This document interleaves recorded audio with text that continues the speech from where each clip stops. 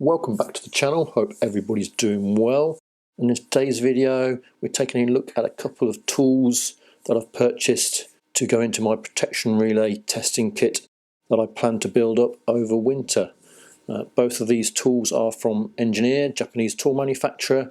First is the PS01 over here, the long nose pliers, and then on the other side we have the NP05, which are the micro cutters. Both of these are available from Amazon. The long nose pliers here are £16 and the cutters are £17.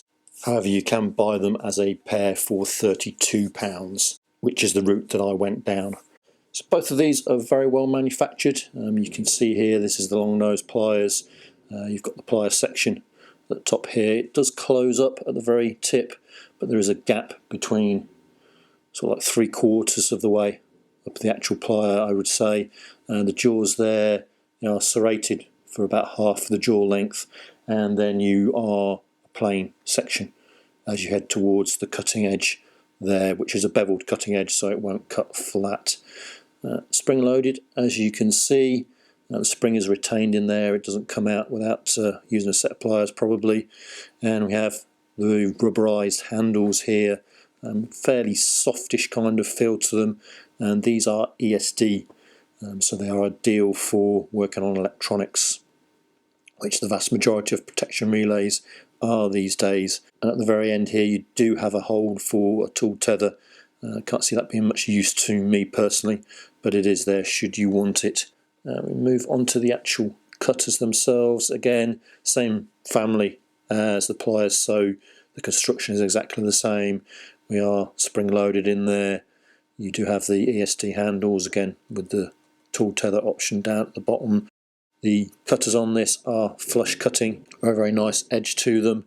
So what I didn't notice when I first purchased these, but is immediately obvious when you unpack them, is there is a little pin here embedded into the side of the cutters, and that's to reduce the opening of the actual cutters themselves. That does appear to be a little bit excessively long, and it is very prominent, and I don't really like it. So it might well be that I grind that off. I don't know if that will then allow the spring to come flying out, of course, but it doesn't really butt up against that very well. I mean, if you let the plier go, then it will stop hard against the little stop if you like, but if you just use them gently, you can see there's still a bit more movement left in there. So yeah, not my favourite aspect of it, but it is in there, isn't it? Not too much I can do about it now. So interestingly enough, Engineer seem to aim these more at cutting plastic sprues on models, I guess, that kind of thing. They do have it limited to 0.8mm copper wire. I do have a 1mm bit of copper wire here, and as you can see, there's no problem with cutting through that. A bit more, these are tinned copper, I believe. These are leads off of components that I've soldered in, and again it's going through those dead easy with no concern. I think this is a 0.71 when I measured it, so this is what these pliers are really aimed at. And you see nice little cutting action, very nice and comfortable to use. The other thing that I can use these for is obviously tie wraps, which you will find in protection panels as well, and they will snip through them no problems. And with them having the flush cut, that's a very neat surface that you see in there. Not sure how well you'll be able to pick that up, but it's cut them off very neatly, so you won't be scratching your fingers or your arms whilst you're working away. So that's those two pliers there. As I said, I bought them to put into a protection relay kit I'm going to build up.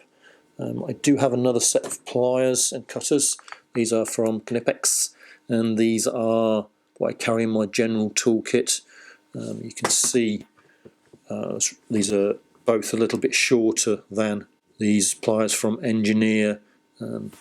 Look at them there. So when I'm working on protection relays, sometimes you use these for adjusting the contacts on the electromechanical relays, and this gives me a little bit more reach than these ones do.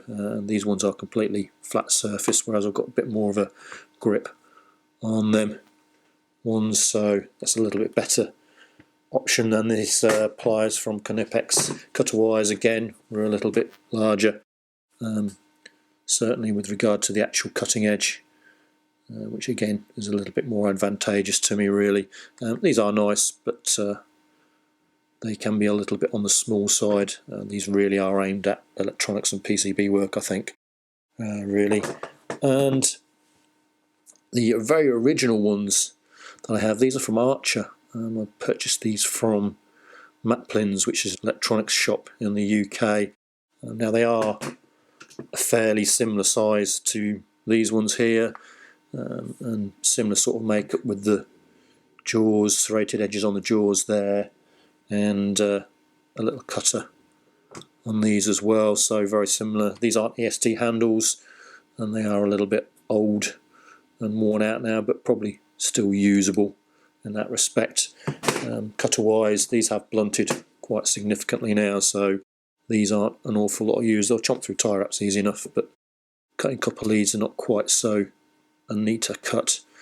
And you can see they're again pretty similar to the size of these pliers from Engineer.